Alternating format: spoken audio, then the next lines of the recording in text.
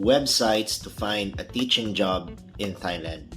What's up mga kanaisers? Naghahanap ka ba ng website kung saan pwedeng mag-apply ng teaching job dito sa Thailand? Sa videong ito, sasabihin ko ang aking mga recommendations para makapag-apply kayo at makapag-teach na dito sa Thailand. Saan nga ba pwede makikita ng mga teaching job openings? Anong website nga ba ang kailangan mong bisitahin? Gumawa ako ng listahan ng aking mga recommendations at ang evaluation ko sa mga websites na ito ay based rin sa aking experience as a job seeker dito sa Thailand. These are my personal observations at opinion lamang, so explore the websites by yourself and see if they fit your needs. Wala nang paligoy-ligoy pa, let's start with number 1. Ajarn.com. Every job posted here are for positions in a school. 99% of the time ay teaching position ang makikita nyo na nakapost dito. Sometimes it can also be admin work or office work sa school. Take a look at the job openings dito sa Ajarn kasi some of them hire directly from the Philippines. Number 2. Crewteacher.com. Same with Ajarn.com, para din ito sa mga teaching positions sa different schools dito sa Thailand. Ang maganda sa Crew Teacher ay ang pag-sort nila ng job openings per month, kaya malalaman mo if matagal nang nakapost ang job opening or not. Take a look and explore that website by yourself. Number 3. Craigslist Thailand. There is an education section sa Craigslist Thailand. Different positions ang makikita mo dito, so take a look at those teaching positions na available.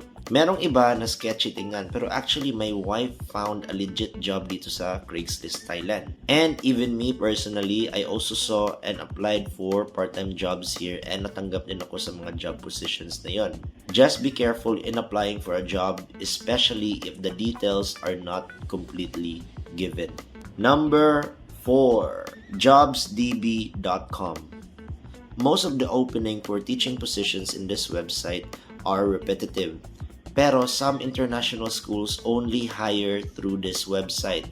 Gaya ng Craigslist, ang JobsDB ay para rin sa mga iba't ibang jobs na available dito sa Thailand. Pero if you search teaching positions or teacher as a keyword, may mga makikita kayo mga teaching positions na available for Filipinos and other nationalities.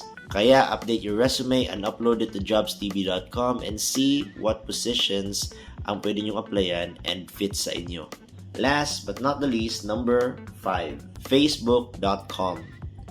Actually, sa Facebook, sa mga groups ng mga Filipinos dito sa Thailand, marami mga Pinoy ang nagpo-post rin ng mga job openings sa school nila. In other teaching groups dito sa Thailand, some employers, mga Thai people, naghahanap sila ng workers and teachers for their schools. Search for Filipino groups in Thailand and also teaching groups in Thailand and see makikita nyo sa mga grupo na iyon. Practice due diligence and be responsible sa mga searches ninyo. Hopefully, you guys can find a suitable teaching position for you. Ito lang muna sa ngayon, and if you have recommendations for our fellow Filipinos kung saan pwede pang mag-apply ng teaching positions dito sa Thailand, comment down below. If you need help, then also comment down below. I'll see you guys next time. Peace.